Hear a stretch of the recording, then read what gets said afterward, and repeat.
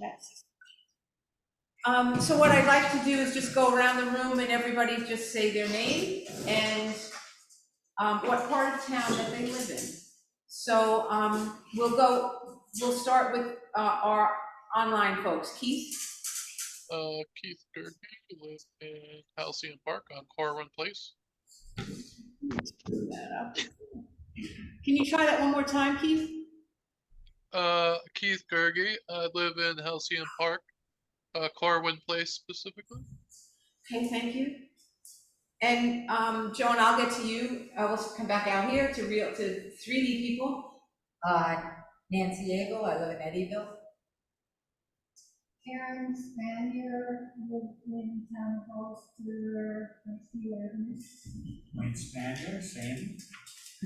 Eileen Murphy, I live in the Foxrun townhouses. Randall Oakey, Gulf Terrace, just around the corner from one. Yeah, Spring Lake in the house. Yes, indeed. We live in Town of Ulster. Clayton and Kleeck, just down the street. Regis Sobojeski. And I'm Laura Hartman on Catskill Avenue. And I'd like to welcome everybody here. Those of you here in person, thanks for coming out on this terrible night, although it's much needed rain. And at our last meeting, one of the requests we had in talking about the steps we're trying to take to get a CAC established here, that folks wanted to learn a little bit more about what a CAC did or does. So I have asked to come and join us tonight Joan Parker, who's the chair of the Gardiner Environmental Conservation Commission. And so I think that's the first thing I want to note is that they can have different names. A Conservation Advisory Council or Commission, an Environmental Conservation Commission, they're all the same thing, or it can be called a board. It's whatever the municipality decides it wants to be. And I think it would probably have to do with their mission and what they want this council, commission, or board to do. So I would like to introduce Joan Parker from Gardiner, and thank you for being here with us tonight. And I'd also like to remind everybody to hold your questions until she's done with the presentation, and we'll make sure we have time to do some Q&A so that we can ask her all of our questions. So with that, Joan, I leave it up to you. Right, thank you. So thanks everybody for having me. It's really encouraging to hear that you're considering doing this. I have to admit, I didn't have a lot of history about the ECC in Gardiner. It was something that there was a space open. I applied for it. You know, that pandemic thing happened. So at that point, we didn't add a lot of spaces. And then it came up, and I didn't have a strong history of what it was. And so in the couple years that I've been on in Gardiner, it's called an Environmental Conservation Commission, an ECC for short. So I've had to learn a lot about, you know, what it is that it does. So in Gardiner, we have the ECC. We do have, is very limited, but we do have kind of a stronger advisory voice, I guess you could say, than a CAC. A CAC is an advisory council. And the difference, I believe the difference in Gardiner that makes us have a little stronger voice is that we are in the municipal code. There are certain scenarios that trigger a referral to the ECC for comment on development. And this is in areas of what we call ridge zoning. So we have a specific district that is up close to our ridge. There are 3 levels: ridge zoning 1, ridge zoning 2, and ridge zoning 3. Any building application in zone 2 or 3 is required to have a referral to the ECC. And that's really all it is a referral. The planning board doesn't have to take our findings or have to follow our findings, but they are supposed to give them a hard look and consider them in their findings. And then there is one more step I wanted to say to the board. And a conservation board, when you get that designation, there is a higher level of a higher degree to which your planning board has to follow, you know, what your findings are. I can't speak really clearly about it, but as I do understand, there's CAC, there's something in the middle, and then there's your advisory board. Of course, we would like to be an advisory board. But we're not currently like really focused on moving towards that. I think there's a lot of ways to be effective. But that's a great point, and I should look more about what we can do to be a board and how that would actually benefit us. But I would say that's something that you might want to look into, because of course, when you have you know, greater responsibility, you know, it goes both ways. You know, and we are all volunteer on the ECC, and it's you know, it can take up a lot of time. So with that in mind,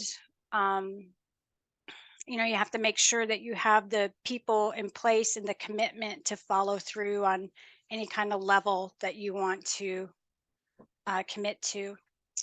And so Laura had just kind of rattled off some questions, or I shouldn't say rattled off. She had, in an email, we came up with some questions. So I'm just going to kind of go down through there. They were great questions, and they're very good for me to go through. The first one is also kind of linked to what we're talking about, is how much power does a CAC have? Well, I think that really depends on the community. So the CAC, again, is an advisory group. Your findings do not have to be followed. They don't even necessarily have to request your input. So I think the power that you have is really about your connections with your community, how clearly you can state your purpose and what you want to accomplish. And it also, I think it just has to do with how well you work with the other parts of your town and the development. And that leads into the second part, is how does your commission work with your town government? In Gardiner, we are linked to the planning board. So we do have ex officio members, the town supervisor, the planning board chair, and the chair of our Parks and Rec department are also ex officio members. But primarily we are linked to the planning board. And when an application comes in that might be perceived to have some kind of environmental impact, that is at that point, we look at it and we determine if that's something that we want to follow and speak out about. And then again, if it is something that's in this the Ridge zoning district in 2 and 3, the planning board is required to ask us for a referral. And so what a referral is, in my mind, you know, you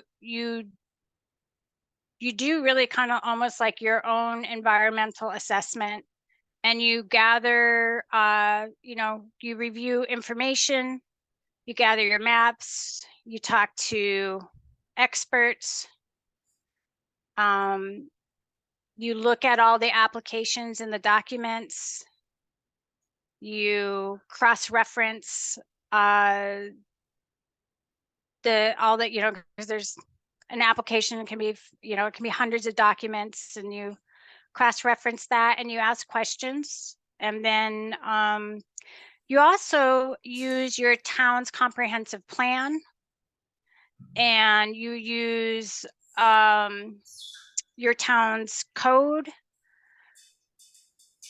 And also in Gardiner, we have a natural resource inventory and NRI. So we use all that and we see, you know, where there's a lot of impact or where we would like to influence and shape the development. I'll give an example that we're working on right now. It's called the Millbrook Meadows. It's a major subdivision. It is not in the ridge zoning, but because it's a major subdivision and it has wetlands of national, state, and local significance, as well as it has great importance in our comprehensive plan and our open space values. The planning board decided to refer this to us. So we have been pretty vocal on the project. And if you wanted to go to the Gardiner Planning Board documents, you can look at the Millbrook Meadows Subdivision LLC. You can see all the documents in there for that major subdivision. And the March 17 memo of the ECC is the first memo that we did. And then we kind of did some follow-up on that. I think it's June 6th is the second, but you can kind of see what we did for our memos. We found that that project, the way it was designed, was really not following our town plan, not following our open space plans, Ulster County planning, you know, it had a lot of issues. So, but that's an example of how the planning board asked us to refer, and it wasn't something that was triggered with our ridge zoning. It was another instance in that we can work with the planning board. And as far as some of our accomplishments, I think this is going to be one of them. Of course, this is, we work very closely with the Open Space Commission, who's done tremendous work in Gardiner for the past couple years. They passed a community preservation plan, and we have a community preservation fund established. And because of all that work that they did on that, and then we also, you know, we have a comprehensive plan that we recently updated. All of that work, it, you know, informed this major subdivision development. And had we not had that done in place when this application came through, it, you know, the end story might be a little different. It is interesting. I think when it comes down to it, it's really going to be like not an environmental decision, but it's really going to be about roads and what previous developments had done to get access and you know, previous things that had been worked out. But I think because of our concerns that we expressed in our memo, it helps slow things down so that they can look at it closer.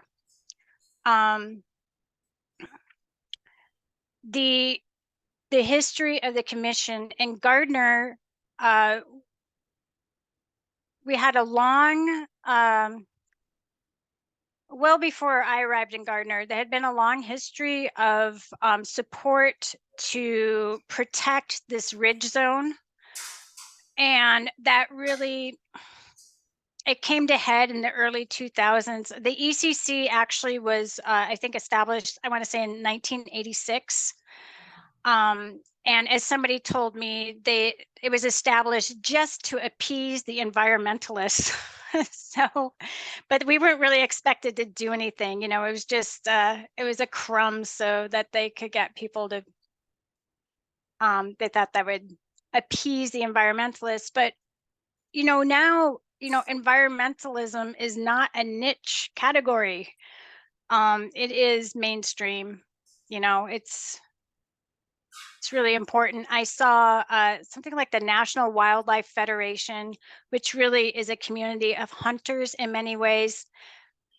It's really interesting on their website. You know, they're telling hunters and fishermen people that may have been not considered environmentalists, but you have to start protecting your waters. You got to start protecting your lands in ways that they haven't thought of before. And in my mind, that made me, I thought about like, wow, this has really become mainstream, and it's being broadcasted to people that were not considered environmentalists or not considered people that even want to agitate. So I think that's important to think about when you go forward for your CAC, and to when you're talking to your town council, this isn't this is no longer just a small group of noisy people. This is really for the benefit of everybody. And the generations coming forward, they have lived with this concept for their whole lives. So I think for the next generations, they're going to expect to have things like conservation advisory councils and environmental commissions. They're needed. And then it said that the other part is, did you have to convince your town board to establish one? Yes, absolutely. It was not something that wanted to be added. But I think, the other thing, that was like 40 years ago. And again, back to the point where this is now, I think people understand how much this is needed. It's needed for checks and balances. So the planning process is really for, it does not,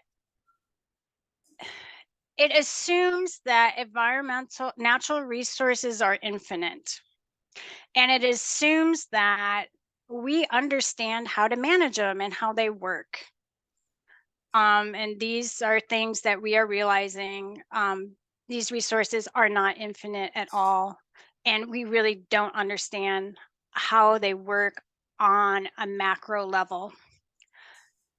But what we are learning, and what all the research is showing, is that the natural systems, the natural ecological systems actually work, and they can resolve a lot of issues, but they need to have the room and the space and the protections to be allowed to work.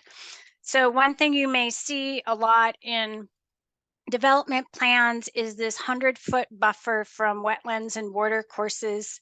It has been, I guess you could say, traditionally or historically, that has been the 100-foot buffer is the gold standard. Recently, I attended a webinar by the New York DEC, and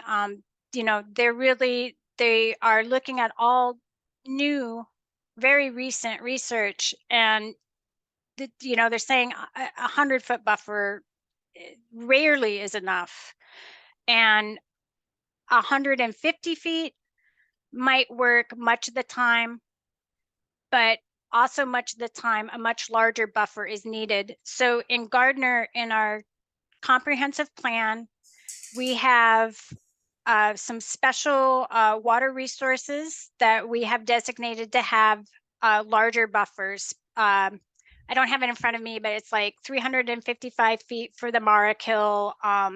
There's another one for the Pamakill, Schwangunkill, and then there's another one for the Wallkill River. And they're all like, the 355 is the source, and I think they might go up to like 500 feet. But that's one of the things that has gotten into the comp plan. And that's one of the things that we used in that recent major subdivision application, but it's not detailed in our municipal code. So, when you get down to it with the developers, they got a legal team, a paid legal team, and they're going to rip through that. So that is kind of our next step. Is we are doing we have a lot of work already done. It's something that, was a water resources protection law. We had a lot of work done on it about 8 years ago, and it just, the town did not pass it the first time. And then it went dormant for a few years. We've brought it back. And that's certainly going to be part of that, is to make sure that we get those water courses protected. I I wanted to ask, does the town of Ulster have an NRI, a natural resource inventory created? I think we do, right? Yeah, we do. We have some, okay. So I would recommend getting that into like a link to the planning board resources. And so what we have done, and our planning board is really doing this with us, is every application that comes through, they need to cross-reference it with the NRI. So you can lay on top of your application, you can see where water resources might be, or open space lands, or certain zoning districts. And so that applicants can come in and educate themselves if they don't already know about these, and then that is going to inform, what is assessed, how their project can be developed. The New York, and if you haven't, also you can just continually to add layers to your NRIs. So maybe you have, a few layers. There's all sorts of things you can do as well. Like, I don't know if you have like the rare species or habitats, but I will send a document after this meeting. I'll have a link to the Gardiner NRI. We've recently, the ECC, Roberta Clements did a tremendous amount of work with this, and we've also partnered with the New York DEC, has a lot of resources for that. That can be like a basic tool that can be used for the planning board and any applicant as well. And I think that's a great thing that like the CAC can be, any of those organizations can be the keeper of that document and make sure that it's updated and it's accurate, and then it's being used, and that it is accessible. And then also the town comprehensive plan. Do you know when the last time your comp plan was updated? 2007. Oh, okay. That's pretty good. They do recommend that you update that every 5 to 10 years. So that's another thing that I think like your CAC could be helpful for, I guess. And I should backtrack. I think, the role of any of these advisory councils is really to be useful and not to be contentious. I mean, of course, there's going to be, you're going to have discussions, right? But to really find ways that you can be a tool for your planning board and that you can support them. Like, I don't know about your planning board, but in Gardiner, we're all volunteers. We have, I think our planning board gets us like a $50 stipend, but we don't have a planning department. These are all people that have jobs, and they show up for these grueling meetings, and they have to make all these major decisions. So your advisor, your conservation advisory council can really do some legwork for them. You can be the experts. You can be the link to the experts. You can have your radar out there. They have so many distractions and projects going on, everything from a little, somebody's porch to a major subdivision that's being built on a wetland, so things are going to fall through their radar. So the CAC can show that you're the partner that's going to help them keep out of trouble by helping them see where they need to maybe pull in more experts, or they haven't followed code or things like that. I mean, you can, and then you build that relationship with them. And I think hopefully that's where we are going in Gardiner, that we're showing we can be supportive, and help shape how the development goes, and also take some of the work off the planning board, and then also to make them more comfortable about referring to us. So, in the past, I think we've had more of a contentious relationship. But again, things are changing. This is the time where we really like, I'm excited for your CAC because I think you can come in at a time where you're really needed and people understand that need more than just being a niche group of noisy people. But I can't tell you how much that comprehensive plan, how tough it was to go through the process. It just dragged on for like a year, but you get it done. And then you have, that's the building block for moving forward in your development. And you do the hard work there and it just informs everything else you do. So and that comprehensive plan update was really important in this last referral that we had. There's some incredible resources out there, and one of them is Hudsonia Ltd. Are you? Yeah. So we consulted with them a bit on their last project, and they were very helpful. They gave some great information. And then since then they have updated their website, and I encourage you to go to their website. They have a whole suite of conservation planning materials, and Laura, I'll send you the link to it. I Okay. just looked at it today. I hadn't seen it before. It's great. And it, again, part of the planning board, they don't, our planning board anyway, I mean, we don't have access to this. These are professionals, experts. They're working all over the state and the region. So their resources are valuable to us. We wouldn't be able to compile that with the resources we have in Gardiner. Also, I would point you to the town of Phillipstown in New York. So they have a conservation board, and they have pre-application meeting materials that are really well put together. And they have fees for things like, for example, if you have to have a public hearing, if you have to have your conservation board or your ECC come and you make a referral. They have a lot of fees in there, and that's important. I think it helps support the function of your planning board. It is, a lot of resources are used up with these applications.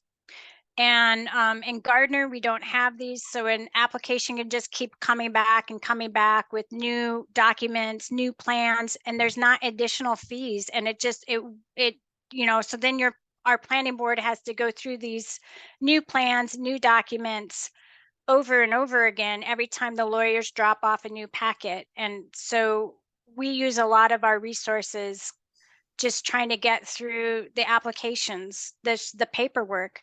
But I thought it was interesting, the town of Phillipstown has put a price on that. Every time you want to redo your plans, or you want to resubmit something, or you need an additional level of review, there's a fee associated with that. So we've been talking about that in Gardiner, and I think that is one thing also that I would have the CAC look at and tell your planning board, for applications that maybe have not referred to the NRI, or, are rejected for certain reasons. Like there's a fee associated to come back if they haven't done the work according to your process the first time around. They need to pay for your time to review it.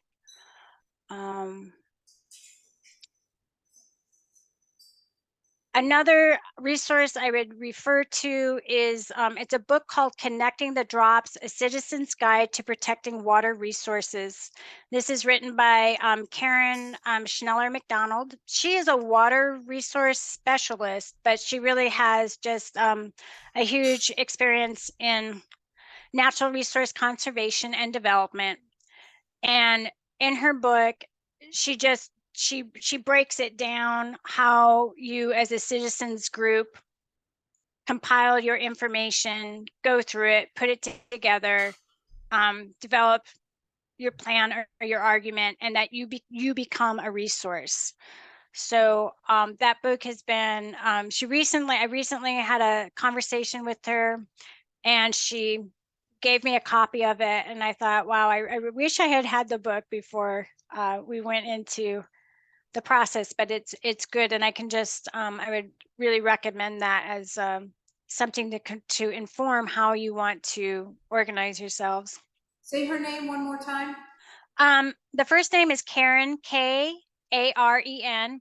The second name is hyphenated. It's Schneller McDonald. That's SCHNELLER MCDONALD. Thank you. And I'll email that to you too. So I hope that was useful. I'm not sure. That's about all I had really prepared to start with. I'm happy to go with any questions. That was a great start and very informative. Thank you. I have questions, but I want to open it up to the floor first, if anyone else has questions. I have a thought. Vicki, make sure to speak loud and in the direction of the my, microphone. My name is Vicki, and can you hear me? I can hear you. Thank you, Vicki. Okay. I had a thought because you were saying how you had contacted Hudsonia, and what really is good about this is because your group is actually finds more resources to work with that helps your planning board, right? Because your planning board does not have the time to do the research that you guys do.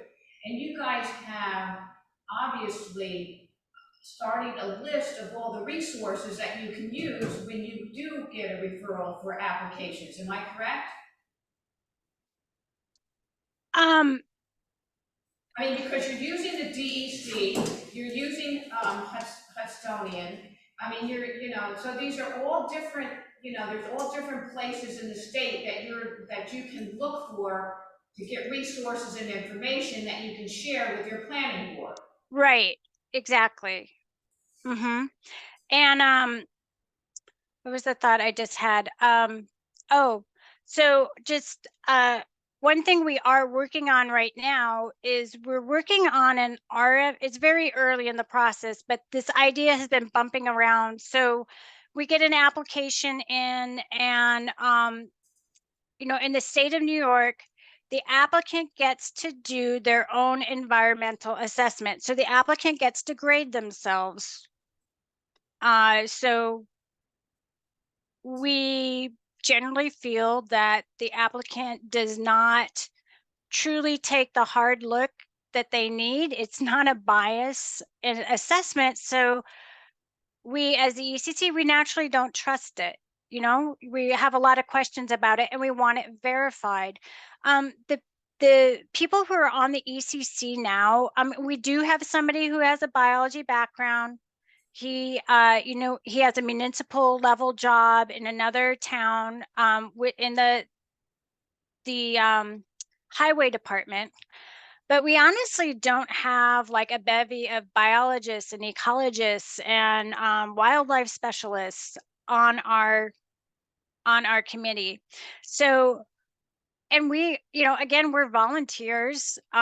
We can do some basic survey work, but we're really not experts. So when we do some basic work and we think, you know what, we need somebody to come in here. We have found this indicator. We have found this indicator. We looked at the NRI. We know that these special habitats or something could be in here, for example. We want a specialist to come in. We have yet to be successful to convince our planning board that you need to hire a specialist, and one that you choose, not one that the applicant chooses, but one that you choose to come in and verify the applicant's findings. And so we're getting closer to the point of this process where the idea is we're going to have a short list of approved consultants who are going to be, our idea is that they're all going to be specialist in natural resource conservation planning. And the applicant, if they choose one of those pre-selected, pre-approved, pre-vetted, or vetted consultants, the ECC is not going to question what the findings are. But if they don't choose one of those and we decide that there is, it warrants review and verification, the planning board can choose someone from that list, and the applicant is responsible for those fees. I mean, that's what the escrow account is for, and it would come out of the escrow account.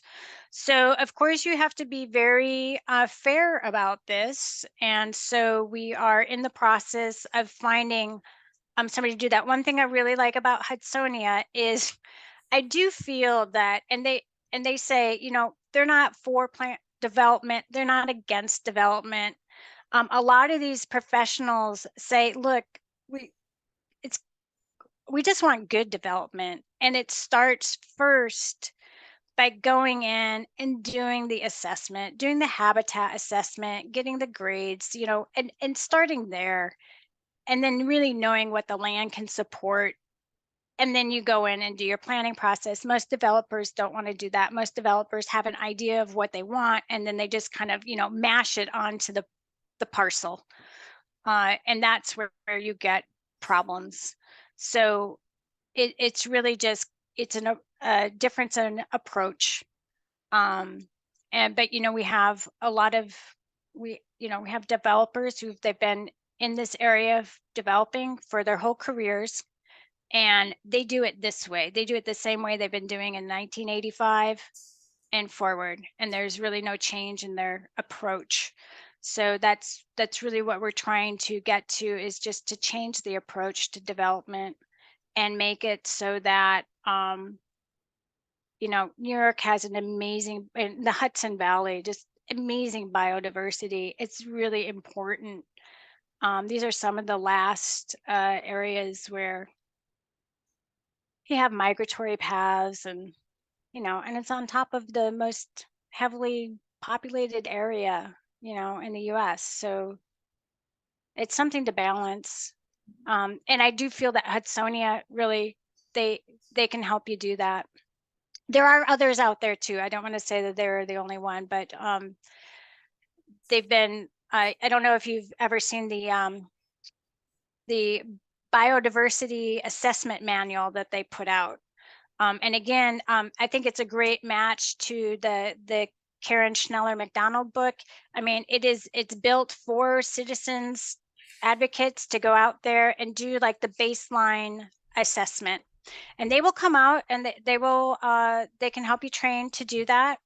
And several members of our ECC did have a training session with them. But it's a tremendous resource, and it has great sources too to assist you to go out.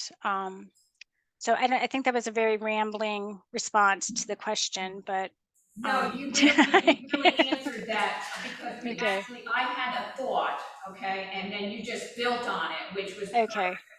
Yeah. So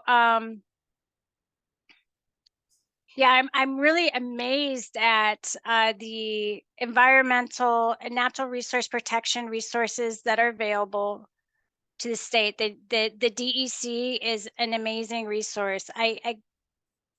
The things that I find on their website. And so when I find something on their website, I have to really write it down, because I think like, oh, that was so obvious, I'll find it again. I'll never, like, it's really, I'll go back and I don't find the document. But they have tremendous things. You can just go to the New York DEC, in their search boxes, put in whatever it is you want, put in wetlands, you know, and you'll come up with all sorts of information.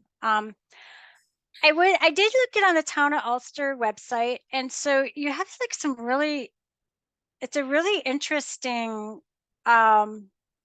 blend of habitat and different, I guess, different communities and hamlets and things. So I think you have different challenges than we have in Gardiner. But at the same time, I just think that you have also some more resources to work with. I mean, you're right on the Hudson. There's so many resources and support for those communities along the Hudson right now. So I hope you can reach out and snag some of those dollars out there for waterfront redevelopment and everything. I don't know. Were there any other questions or thoughts or Anybody have any things? have a question, Regis? Yeah, Joan, my name is Regis. Just have a question about the DEC. Do you work with Region 3 at all?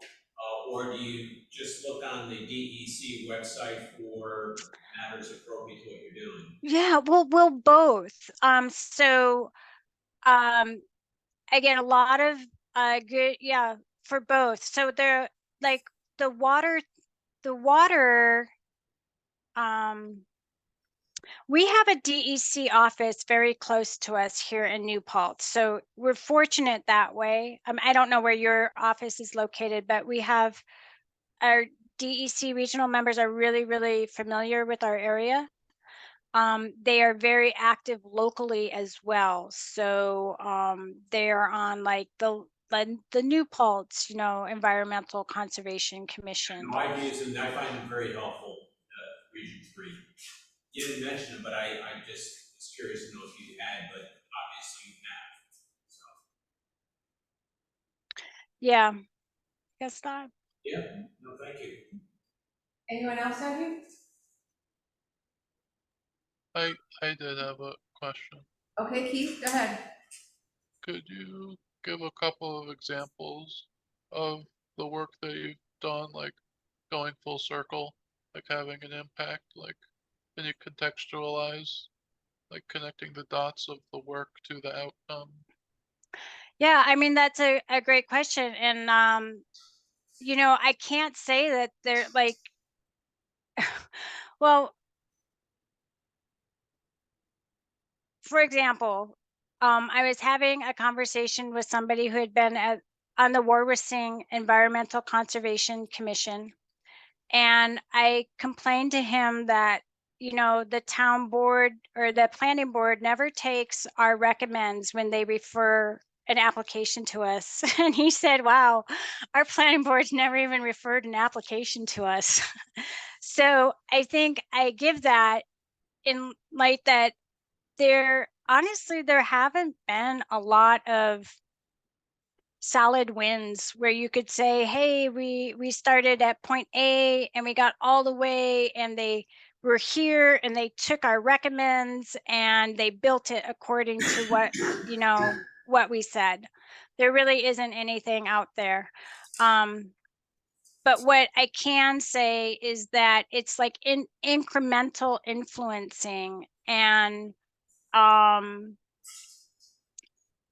the big wins that we have is part of it is making connections with the other parts of the planning process, and honestly just getting a referral and being given the opportunity to speak out on that in like other than just having to write a letter of opinion, but just being included in the process, I think feels like a win. And just but you honestly at this point we don't have a lot of solid 360-degree process where we can say this was the outcome that we wanted. But we work in all sorts of ways. I will say one thing that I felt was very encouraging is that in some other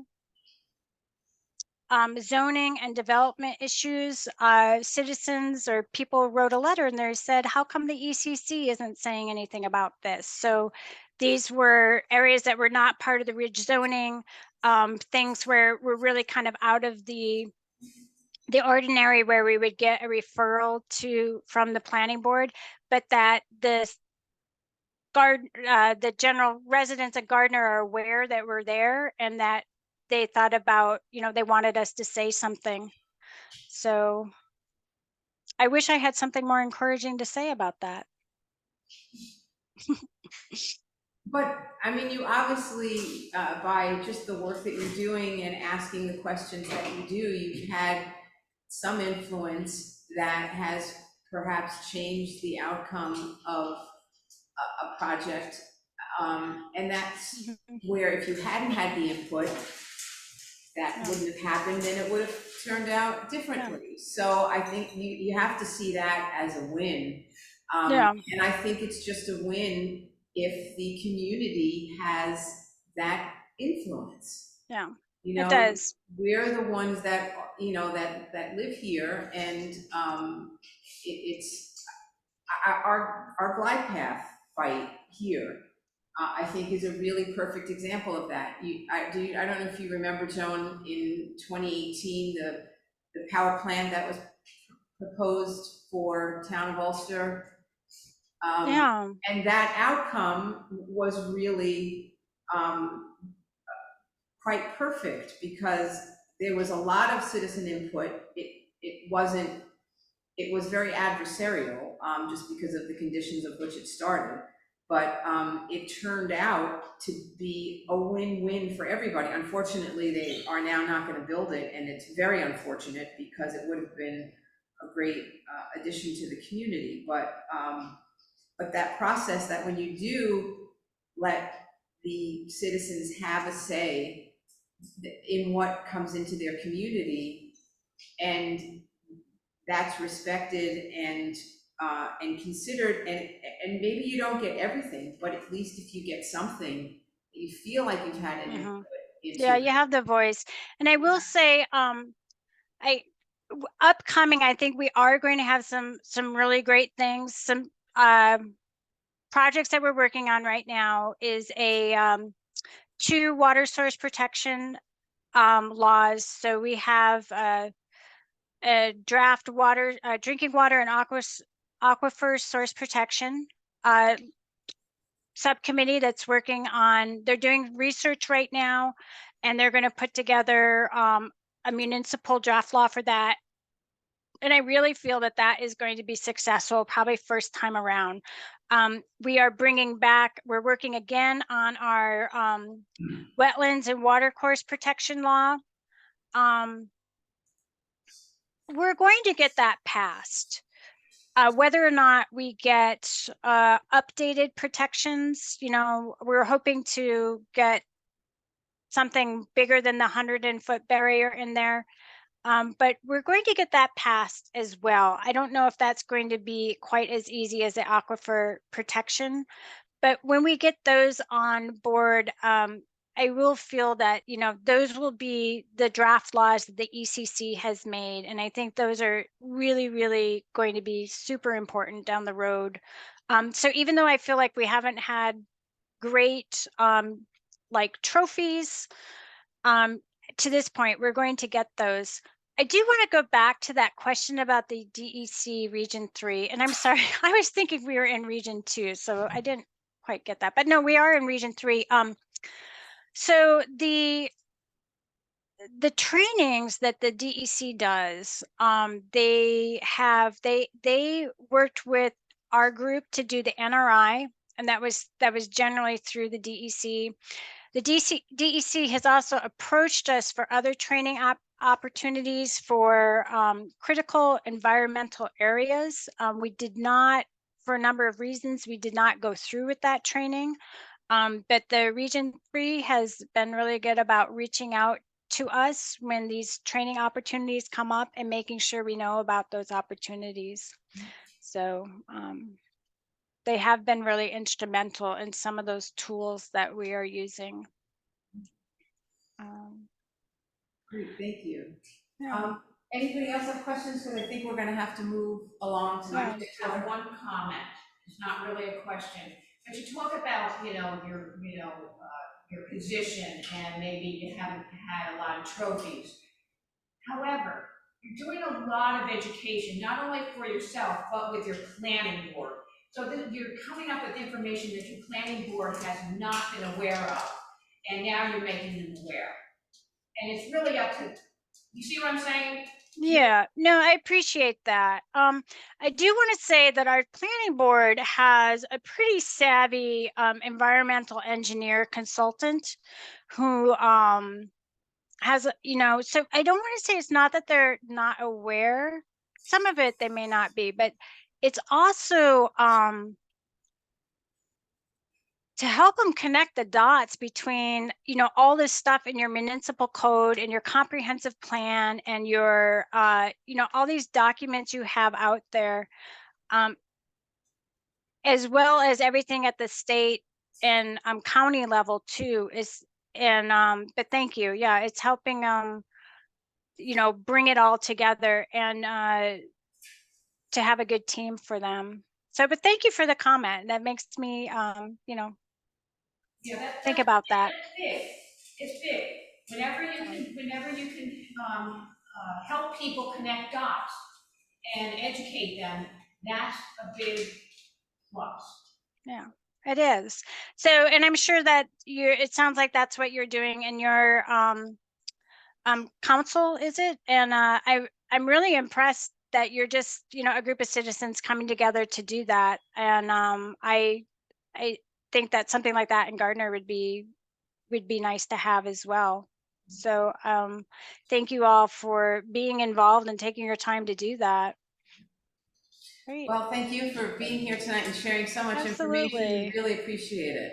Fantastic. Well, we'll look forward to hearing how it goes for you. And I really think you should continue to press to get that CAC.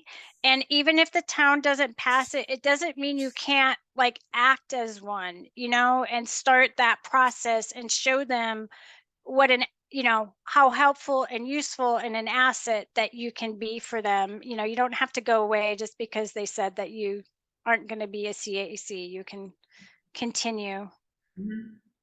So Well, we've kind of, this organization has sort of, we kind of have acted like that yeah, on a it number seems of like it. issues. So, we'll continue to do that. And, but I really appreciate all that you said about, because that's really my vision when I started researching CACs is that we want it to be an asset to the town board, to the planning board, to the zoning board, to give them more information as they make these decisions, and not to be adversarial, but just to be a part of the decision-making process, and to help them understand other things that they don't, as you said, they don't have time to do all that research, which is completely understandable. No, it is. Well, fantastic. Thank you for having me. I'll look forward to hearing about your progress, and anytime, please reach out and say hi or stop by one of our meetings. Will do, So, Joan. Thank you so much. you're welcome. Take care, everybody. So, very helpful, right? Yeah, very informative. And, one thing she brought up, Clayton, is, and Jim mentioned to us about, he's thinking about doing a new comp plan. Yeah, and how, a group like this or a CAC could be really helpful in that. So I just wanted to point that out. Yeah. Yeah, exactly. So just to point that out. She tied a lot of things together, and really those are the things that spoke to me in the description of what a CAC is that I got. I think it was from the DEC, or no, it was New York State something or other. But anyway, that it is a group of concerned citizens, that they don't have to necessarily be experts, but she said her commission is definitely not that. They are willing to learn and want to put in some work and just help the situation, and not to create something that's in an adversarial nature, but in an assisting nature.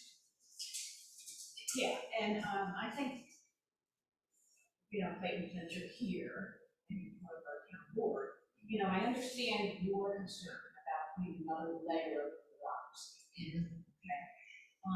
And I understand that. That's completely understandable. However, we have to weigh what we really want in this town. I mean, we have to look at our comprehensive plan. She mentioned three things that she's connecting dots with. Comprehensive plan, the municipal. Municipal codes, Municipal yeah. code, and what else did she, The natural resources. The natural NRI. resources. Yeah. So, I mean, and then she's talking about, looking at all the other state level things. And I think that, the group, the citizens group could be doing a lot of research, okay? That your town planning board can do, and that type of stuff. And it could be a great access, but I know that, the extra layer of bureaucracy is a concerning issue. So we have to also be understanding that. We have to figure out a way to do it efficient. Yeah, right. And I think the way she also couched it was in that, Sonia's outlook is that, we're neither for nor against business, but we want good neighbors, and I think that's always been the way That's always we been approached our it philosophy. here, is that, we welcome anybody, but if we don't want them to come in like IBM did and dump a bunch of toxins into our land. We don't want them to be like Callahan's that have destroyed wetlands. That spoke to me when she said about the 100-foot buffer around it, that they completely ignored that, or the system didn't work, and now they've destroyed wetlands up there, and there's not a damn thing we can do about it, unfortunately, legally, but, that we want good neighbors, and to help them be better, like we did, again, I wish, it's a great example, I wish it wasn't so adversarial, but the way it all began, it set it up to be that way. But to help bring and make a project that really fits in the town, that we welcome them, like, we're welcoming Hyde Park 87, And I think that's a better example of what's going on at Hyde Park 87 and the town here now. I think to go back to a couple of points, one is, I don't think any of us in this room want the next generation to say, why didn't we do something about Yeah. like we look at the Callahan's and say, why didn't that, we can go back and read history books and find out the shenanigans and things that went on, but we don't want to be part of that, right? Or I even look at the road going up to the Lowe's Home Depot area, and I'm like, how in the world is that? That's muster on a building community, Yeah. I mean, I was just a little kid at the time, and I was not thinking anything. So we don't want that to happen going forward. And I appreciate that my most important comment, I think, was not wanting to have another layer of bureaucracy, because so many things get caught up in bureaucracy. I think the points are extremely valid, and I think that the concerns are too. I'm more of an advocate of strengthening the planning board, making it less of a political appointment group, and making it more of a comprehensive community group. The state has certain regulations, and there's certain things that kind of couch how it's got to be made, but there's no reason why the planning board can't solicit input from a support group. And that keeps the planning board more efficient if they're doing the right thing. I guess another point, and I don't want to belabor. She said, even if your community doesn't have a CAC, that you should continue to do what you do. Gardiner doesn't have an ulster-citizens.org. A lot of communities in our county don't have ulster-citizens.org. Right? You all have done a Herculean job carrying that. Unfortunately, it became, in some cases, politically adversarial, but it doesn't have to be. I think we proved with the police review board, it wasn't perfect, but it wasn't adversarial. And we reviewed stuff, and we started a dialogue, and we didn't add a layer of bureaucracy, we had to use the state mandated commission to work it. Would the town have done it without that? I don't think so, but I wish we would, you know. But I think in this case, because UlsterCitizens.org sees this as an important thing, number one,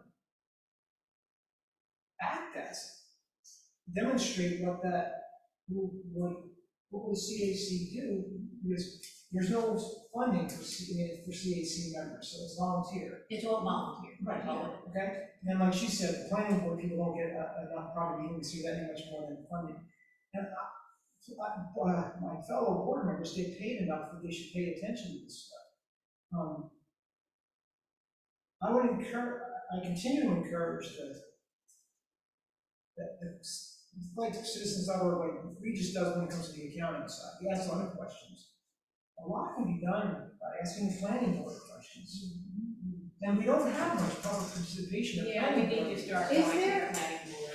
I'm remembering at the planning board, there isn't a comment period, is that still true? And we have two people that have volunteered to go to take on, because Venus and I, can't go to That's a every good idea. meeting, and we're trying to get more That's a good people idea. involved. But the last I knew, there was not any public comments allowed at the planning board. I haven't been in a long time, I don't know if that's still true, do you know that? I don't know. A few times I've come before the planning board, it's sure doesn't seem like it was, but maybe that was them. I don't know. If not, we should find out, but at least a lot can be learned at that. Absolutely. And questions can be asked of them after and before. And if not, we should look into that to see if there is a way to do that. But there's a concern in some of the communities that CAC is nothing but a roadblock to not in my backyard type thing. And I don't get that sense here about what we're talking about. And that's not what she described either. No. Gardner's in a whole different circumstance than Yeah, we because are. they have the bridge and. Yeah, and it's a farm community that's being overrun. What happened in town of Ulster a century ago? Right. It's a farm community that got overrun. And if there had been some preventive measures in place, when IBM came in, things would have been different. Which hopefully Gardiner was going to get them stuff. And they've got situations a little farther down with the Watchtower Farms and other things. These groups have just built a wheelway down there because they're in a ridge and we saw them. So to the point, I don't think it's not a dead issue. I think unfortunately it does become political at times, but I think I would encourage you all, and I say you all, I'd rather use the term we all, to have this continued dialogue, to be asking those questions, to bring in those resources, to be what a CAC would be, to the point where, well, maybe it would be beneficial because maybe the town could really get more money for things. Right now, we're just concerned that every time they talk about more money, that there's some fish hook that gets caught. And I would bad experience of being a school board member. Every time there was state aid, he was to go rules, and as they upped the state aid, they became more in charge. I'm an advocate personally of we in the town being responsible for home rule of everything. However, I see the offset problem with that. We have to work with the city of Kingston on board. Yeah. We have to work, we already do work with them about sewer. We already do, we have shared some shared water services. We have some shared sewer services. We have shared police work that we do. Our town, the fire department, which we have little to do with, but does some shared work. So we have to continue that effort. And so it can't just be the town of Ulster, because she talks about how beautiful the river would be, and we can't. We got more property on the river than most communities do. We're not gonna be able to get our hands on any more of it because it's all being controlled by the state and everything else, right? So I talked too long. I just want to make sure that we're not adverse. I just want to make sure that you understand that we're not saying no to it. We just want to make sure you do it right. Right, and I think that, you know, as a citizen group, we also want to educate ourselves in how to do it. And that's the reason why we had, this person here, or had another person last meeting. That was it. And we kind of want to get a lot of information. I think we should find out, does anybody have experience at the planning board other than being an applicant? That's all I've ever been. I had, but a couple of years ago, I haven't been in a long time, so, but we had, I think, one was canceled, I forget if it was the zoning or planning board this month, and the one that, the other meeting that happened, there was nothing major happening at it, so Genevieve, it was a tough night for her to go, and so she decided not to, but we're eyeing them and, you know, making sure we get somebody. So I will have someone, whoever goes next month, to find out definitely about the comment period.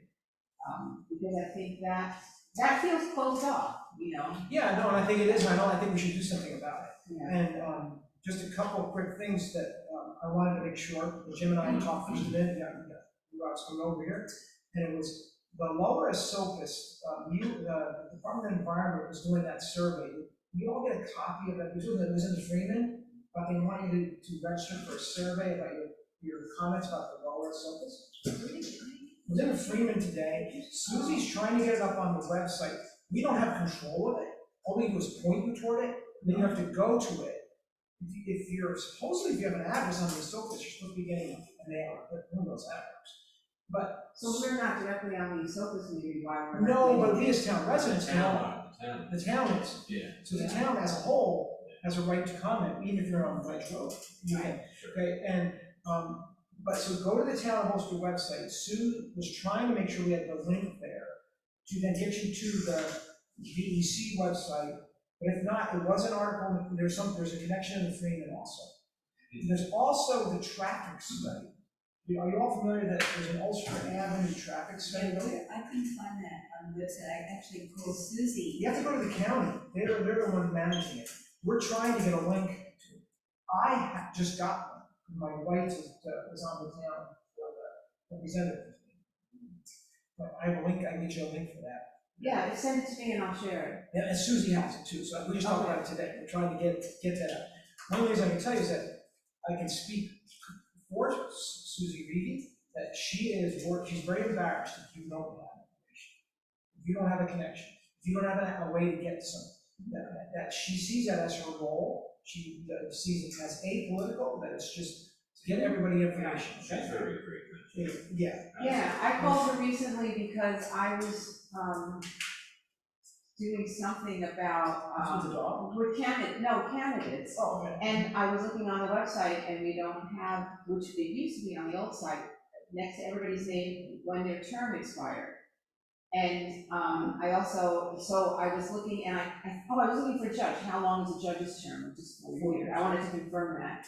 And I said, you know, that would be very helpful because people don't know who's elected and who are hired. So if we had, you know, made that a point, she That had to be appreciated an it. oversight, because Mike Rice, who guys helped to work on it, he's a big advocate of information, so. Yeah, so that's, So good. but that's, you know, helpful in educating people about local elections. So, but we're trying to make sure that the planning board meetings are on the calendar and the agenda, Yeah, items are all tucked in there, okay? like that. The zoning, if there's any zoning work. But the flip side of that, now we're on, I think we may have heard one of the meetings, we've got some zoning infractions that are going on, and we're trying to enforce it, and it's difficult. It makes the enemy of neighbors, you know?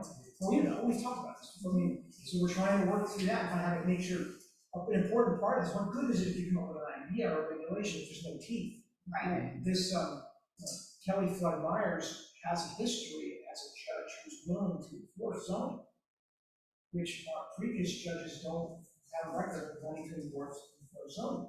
So she does, and that's gonna be an encouraging thing. It's just one of the things I was concerned about, is can we get, Why do you have zoning laws if you don't enforce them? because it felt good to make the rule. I won't vote for a new rule if we won't enforce the rules we have. And, There's so many things where we could just, then there's also, then the problems are civil things, if we talk about housing associations, town has no authority. If you have a rule, a thing in your deed that says, you know, you can't play WBST on your radio, nobody is going to defend, that's in your deed, the town can't do anything. Right. Okay, right, but we do have noise ordinances for the whole town, we have stuff like that.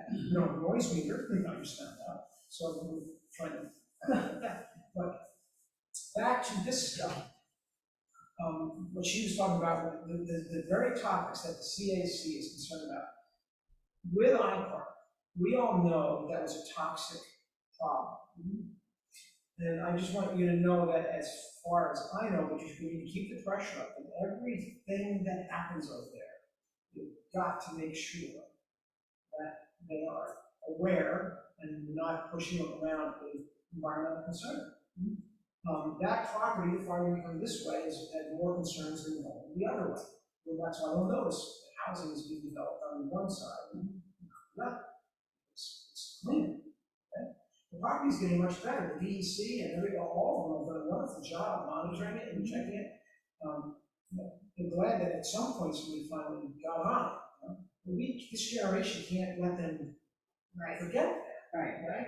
So I don't want my children or grandchildren to say, why didn't you do something? You could have done something. So we're making sure questions are asked. Always ask questions.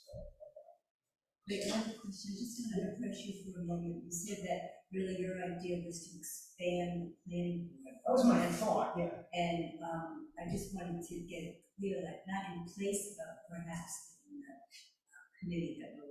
No, but I don't think the committee's gonna happen as fast as the ability to enhance the planning board. I think that would come, I think encouraging you all to be at planning board meetings. Trying to get a more diverse group on the planning board. But I think they have a public comment that does that. Yeah, I didn't know that they did, I gotta look into that. Keith, are you hearing this? So, I think that's a valid point. I think it needs to be brought up and see what the rules are about that. We're trying now as a town board to have after the meeting to be available as not a board, but one or two town board members who could talk to the community. Because as a board of 5, it's very limited in what we can say. But when we're 1 or 2, we can talk more. Because we're not making laws, we're not making motions, we're not even voting on anything. So we can answer questions, and that's why I want to be, Laura and I joked about this, you know, for me to be here, why am I here? I care about Ulster, and I care about what you're doing, I don't want to be adversarial, I want to be here to be a resource. I'm not always going to agree, we're not going to agree, but we have to agree to want to talk about this stuff. And we want to be a resource to the town, that's something, and we have been a resource to the town. And we try not to be, you know, enemies, we just want to, you know, talk about our opinions and how we feel, because basically, as a town board, you're elected officials, and you're supposed to represent not just your party's constituents, but everyone in town. And so that's what we're doing, we're just expressing our opinion, and we try not to do it in a very, you know, fighting way or whatever, but, you know, but we're here. I think it's funny, I think we need to soften up and toughen up. I think we need to toughen up to be willing to say something, soften up to be able to hear it. Yeah, right. Okay, and it's a dual thing, and as you'll notice, I think over the years, guys, Jim is trusting you more, contrary to his life experience. You started to develop a rapport with him, being able to chat with him, okay, to the point where he jokes and, you know, stuff like that. Me as a town board member, Rocco and Anna are not confrontational per se. I mean, Eric came from a different time. He operates in a different way. He's got different, so he's gonna give different personalities. However, I can promise you that in our meetings, you've been in a couple of them, we talk about it, and we talk about it. I don't like all the conversation, there should be more on the floor, but politics allow that, I mean, it's just. That's exactly Yeah, right. hopefully that will change because, you know, the citizens need to hear what you're talking about. And understand what it is with the resolution, you know, to get some information, what does it mean? Well, there's an attempt to slow the meeting down, there's this big joke at the beginning, what time's the meeting end, because I guess there's a history, I've never been here for it, I guess they were really long meetings. And I get it. I'd like something in between, I think 40 minutes is too fast, and I would think 3 hours is too long. Oh, way too long. But, Because the citizens don't want to sit for a 3-hour meeting either. so what we're doing in the meantime is me or Rocky or Anna will be available, one of us, or maybe two, after the meeting, as we did the last two, to be available to talk. You notice I spent time with people from Cherry Hill last week. Spent quite a bit of time with them, talking about some Morris Farm up there. The time before that, we met out in the parking lot talking about Central Hudson. Yeah. I got home, I bandaged up my wounds. As we joked when I was on the police board, I would just bathe in WD-40 before I needed it. But It's a quick, question, getting back to what we started with, which is the NRI. I was looking on the website and could not find the NRI there. Do you know where one? yeah, the town has, but it's on the website.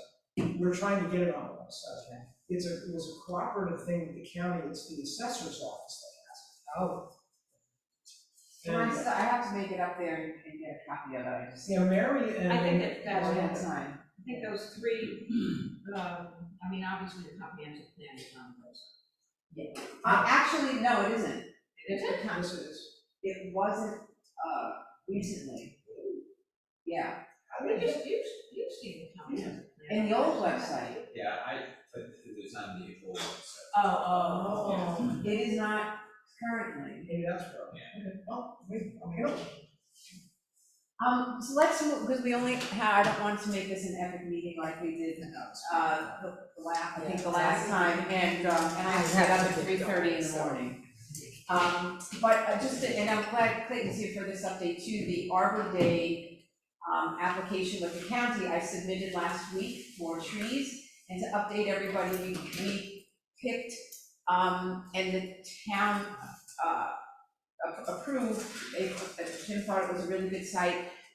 We're going to plant the trees right back over here, the parking lot that the town just refurbished, behind Miller School, because that sporting area is gonna be used more once the stadium's closed, is closed for renovations.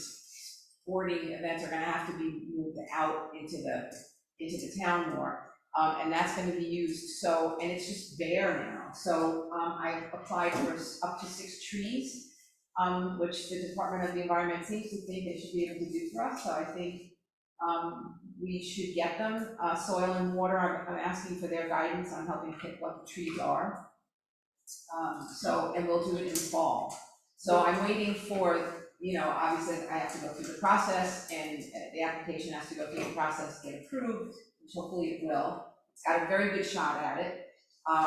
And we can have a planting. And I think Jim, I had asked him about naming the trees or doing them in somebody's honor, and he asked me not to, because it's town property, which totally understand that's a hornet's nest to get into.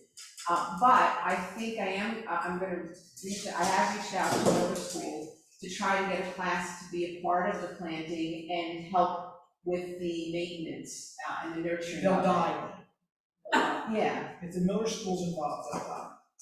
Because I was involved when I first came on the board, helping plant a tree, and it's dead. Because they won't let it. Really? What happened to the tree Should that we was try like that broad? We did that with Earth Day. We did it over Nice. Chambers, and those trees are doing great. Oh, So I Chambers. think what we just need to do is, I would just encourage you, I think you're doing a great job doing it, don't spread the credit, do it. We'll work with you, we can make sure you help get up for water, because there's a. Well, Frank there's a said he hydrant over would, there. Yeah. but I thought it would be, you just think it won't happen, huh? Why? I mean, you're doing a great job, and you're not gonna do anything, so just do it. Why? Because the town didn't even ask them if they want the parking lot. The town just did it because we knew they weren't gonna do anything. and we wanna protect the aquifer over there. We don't want people just parking anywhere, Right. we want an uncontrolled area. Who's So- the they that you're talking? The school district is useless. Okay, well, because Frank said he would, so we'll just continue with that. Yeah, please. He said he would get the bags and he would go over there with water when need be, and There's a hydrant right over there that you can use. we can keep an eye on it too. And thank you for protecting the rural. Because that is really something that we all need to do, and that's why I'm really interested in finding out where all the water stuff is in town. All, just a real fast thing is right there. That's where all the wells are. For the majority of the town, there's a well in Hudson Park. Right. They're regularly maintained, matter of fact, the two over here were just, we work. Thankfully, we were able to, supplement with city water for a while, shut it down. We do the pipes, get our panels come in and out. And we monitor it very carefully because it's a precious spot. Yeah, I mean, all our wetlands.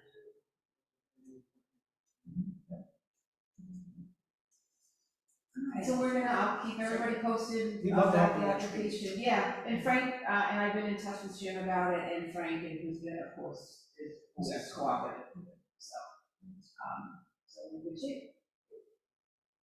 That's for me. No. Regis, can you do a 5-minute summary? No. Not adequately. Every year I do a 2-page summary of our finances, and I start with the previous audited year. And say, why are we looking at 22 it's another 23? Reason is it's a closeout year, so we're on our fiscal year. In New York, there are different fiscal years. The states on fiscal year, the city, so everybody's different, schools are different. But towns are on a calendar year. And anyway, it's been the same auditors that have been auditing our books. And why is that important? I mean, statements are ours, numbers are ours, and they look at them through their eyes, and their eyes are their government financial experts. So they're versed in government accounting, they're versed in GAAP, which is practices. And they're versed to a certain extent, with some OSC, the Office of State Control expectations. So they're looking at it with those eyes, and they're independent, so it's really worth looking at. And when 1 year is closed out, it doesn't mean that you're starting from nothing. I mean, each year is connected to the other year. So 22 is connected to 21, and it's connected to 23. So we're not starting over every time there's a budget. So there's a history there. So what's going on? In short, we're in very, very strong, very good financial shape. I would think that relative to any other municipality, most would love to be in this position. When I spoke with our controller, Tasha Sweeney, I says, I hope you know what I think you do. You sort of realize that you're welcome into something that's very good. And she says, right. And so we have, in a sense, we have quite a bit of money. We have a very healthy surplus. We generate surplus every year, and that surplus is called fund balance. And I pay particular attention to the unassigned fund balances. We have money left over from the previous years, and you're adding what's left over from that current. And so altogether, it's like $18 million at the end of the year. It's a lot of money. Well, that's not just all free for all. They're assigned to the pigeonhole. That money is pigeonholed into different fund balance accounts. And the state has some rules on it. And so it just can't be a free for all. There is some open money, which called unassigned. And so that's what I pay attention to. Because it's the most flexible. We have that, what do we have, at the end of 22, stuff. And we got a lot of other money, you know, in other fund balances. Where does our money come from? No surprise, still taxes. That's the biggest one. We'll let it go into the other areas. Where does it go? Employee benefits, public safety. Our police department's very expensive, and I think that's not a secret. And I'm not saying it's too expensive, but this is plus more. So the two biggest ones are, of course, police. There are ways to determine, if a town's finances are healthy. There's several ways. One way is looking at your current assets, cash equivalents, stuff that can be made into cash, against current bills, and see if there's a ratio. If there's a 1-to-1 ratio in your business, if you have less than one, you're not doing so. If you have two, you have, in a sense, your money double up what you have bills. Ours is very favorable. It's 10.6. So our break-even point is almost 11 times. So that's really good. So if you want to just rule of thumb, that's one way to do it. Another way is net position. This is the one area that there has been an issue that has been included in previous management letters from the auditor. And net position takes a look at all the finances, all the bills, both present and in the future. In the future, you have retirement benefits, certain bonds you have to pay off. And so the net position, net worth, has a negative number, usually the negative number as correct. But a negative number is expected because you don't have the assets to pay for everything in the future that you know about. So if you were looking at any town center, it's going to be healthy. You don't have that kind of cash, that kind of liquidity. Ours improved so much that it almost went positive. So our net worth is $171,000 minus $7,000. That is excellent. The year before, Just how far into the future? well, it's taking into consideration what you can project in terms of retirement costs, as well as any bonds that are out there, any kind of borrowing. So when those things are due. So it's a reasonable projection into the future. And so for us to have only $171,000 hanging out there in the negative, it's like you could get the impression that we can pay all of our bills in the future, not just the present bills, but we can all That's really fun. I can see. There is an I'll end with the but. Before she makes a butt out of me. The but is, we don't really know what our capital asset value is. So if you're taking all your money, that which is liquid and by capital assets, anything in the infrastructure, buildings and trucks and all that sort of thing. So if you buy a truck in 2020 and 2023, it's not worth the same in 2023. And that's called depreciation. That's a cost, so it's less money, it's worth less money. another asset might appreciate.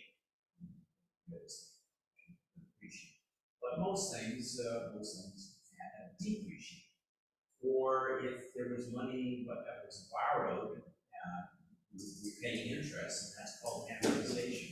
So if you don't include depreciation and amortization costs, what you have is perhaps the full value when it's acquired. So we don't have an accurate read. This is what the auditor was saying, that they cannot discern the real value of our capital assets. The way we list our capital assets, it's about $27 million.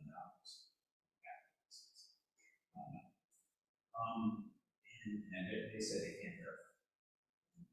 And why can't they? They can't verify it because we haven't done an inventory of all of our assets and applied depreciation where it's necessary.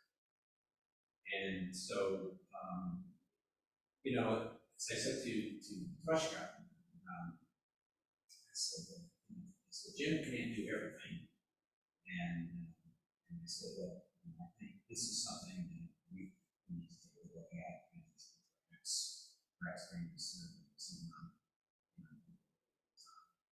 so we don't, I mean, we're in great shape. Our current assets, we're blowing everybody out. We're doing really great. Fine, just in percentages, just what I said. But pushing it out and say, well, what are you really worth? So if we were to figure out our own personal number, we would have to add things up and say, what's the current value of our house? What kind of outstanding loans do we have? And we can see what we have in the bank, safe, what's in and you come up with a net worth for yourself. And it's close to possible. We have that in some that we do too. So what we can't quite figure out, we can't put our finger on is the value of the capital assets. So Is there a benefit to being vague in that area?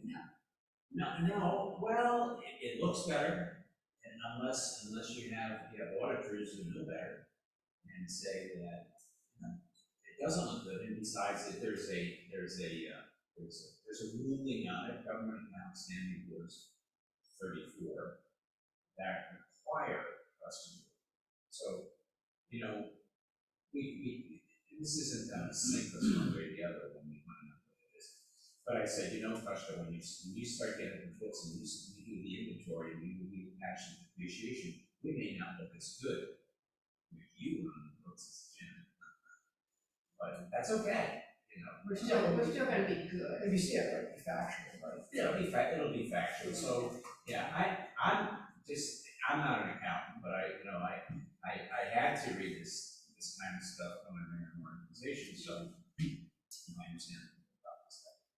One of the reasons they don't break our back about it is because we're not going out of business. Yeah.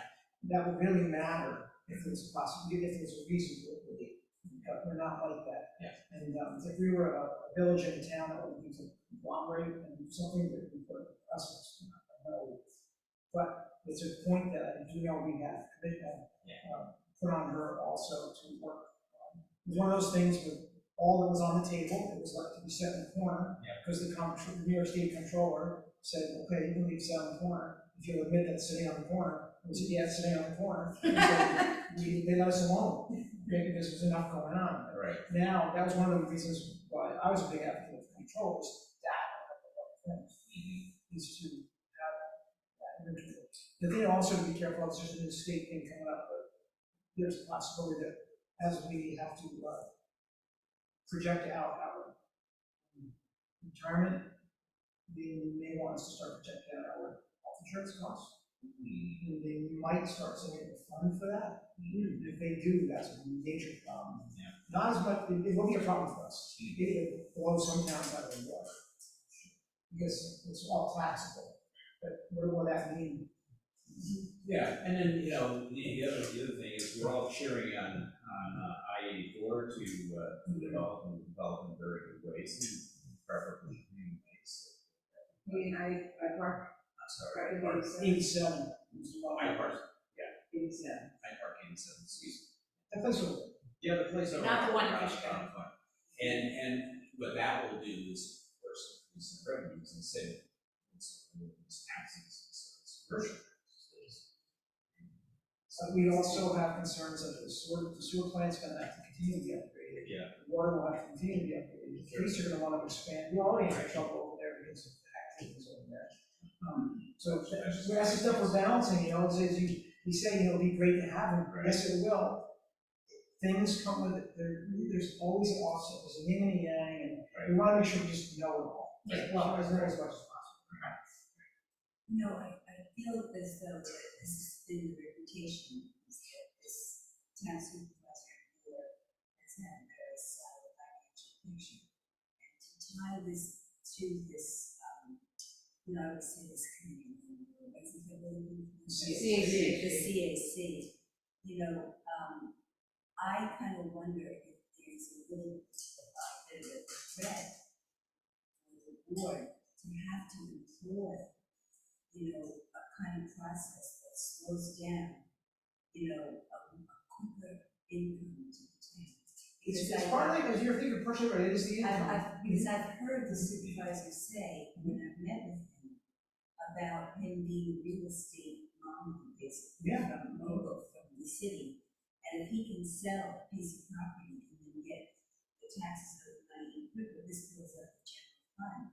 So my thoughts that why there's maybe some resistance to engaging in the process, which might require some local and state and federal regulations, it slows down money.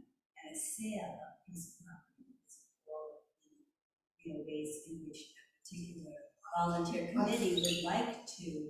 But you understand, and that's the reason why I was saying that we have to be sensitive to the bureaucracy, but you understand that that's the kind of philosophy that leads to the problems that we're having in the past, with pollution, you know? Because money talks and bullshit walks, all right? That's what I'm saying, is Yeah. that, you know, by making a quick sale, we don't get the money as quick, but then we also have all of these wetland and environmental issues. Well, what is, but keep in mind, just, I'm not along with that thing, but we don't wanna lose where we've been able to go. That has been a concern tax-wise, but it's also been about tracking.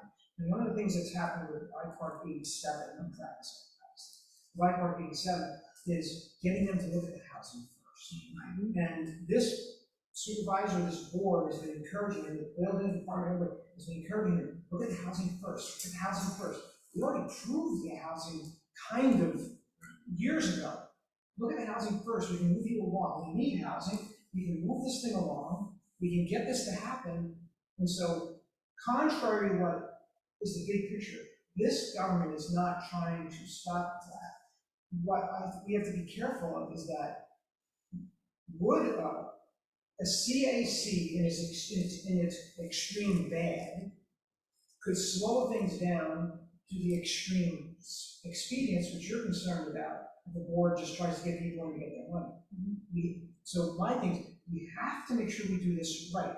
Don't exclude the CAC, but don't also greenlight everything that comes down the pipe, like the Joe Walmart. made that clear that, you know, there's a lot of projects that they didn't get, but the fact that they're going in the direction of, you know, environmental correct. And you can see what you, But to strike a balance, Yeah. that Yeah. we don't sell out our environment and our natural And we save them a resources quick buck. for a quick buck, that we take a minute and make sure that we have a good neighbor, that's something that fits within the community, and a new comprehensive plan is really gonna help to define what that is. In some ways, we don't have that definition because the comprehensive plan is so old. and that whole, this is gonna help a lot, because that whole piece of property kind of threw the comprehensive plan into turmoil, because if there's no employment, if there's no, that's gonna be a vacant piece of property, whatever. Okay? It gives everybody a little bit more hope now why we should be concerned about the comprehensive plan, because there really is something going on that we need to plan. Unfortunately, you can get a cart behind the horse and the cart without saying. But we have to get this synchronized right now. What I can say is that just a couple of weeks ago, there was whole lot of people in a room, making sure we do everything that we can find out environmentally about that property. And, even the old tenant, IBM, was there to say that they were obliged and what they want to do, so, there's no, That's progress right there, that particular meeting. yeah, we were here, but they haven't been. That was, And I it's thought good it to was, have all this money that Regis just reported on, because, sitting in town meetings, there, like $600,000 to pay the costs that you've been waiting for because COVID was in. So, as Boris says, the balance is good. But sometimes the slow rebuild is to get to where you're going. and keep in mind, the last meeting, we did some stuff where we paid bills, so Yes. we'd never have to put it on the tax. Yes, I heard that. We paid some, we took some stuff that was gonna depreciate before it was paid for, Mhm. we paid for it. We had some, trucks and stuff that are actually coming That's off. right. Yeah. So, That's right. keep in mind, 15 years ago, this town was not financially like it is now. Right. Go back that far. Right. Yeah, it's super duper at the moment, but it only takes about 4 years to screw it up. And we sort of we don't need that. Why do we have to have such extreme? Why can't we just plow a path that is sustainable? And that's what. Yeah. Yeah. Anyway. Thank you, everybody, very much. Thank you, Laura. Hey, it was fun. She was an excellent speaker. Thank you for Nice to see you. getting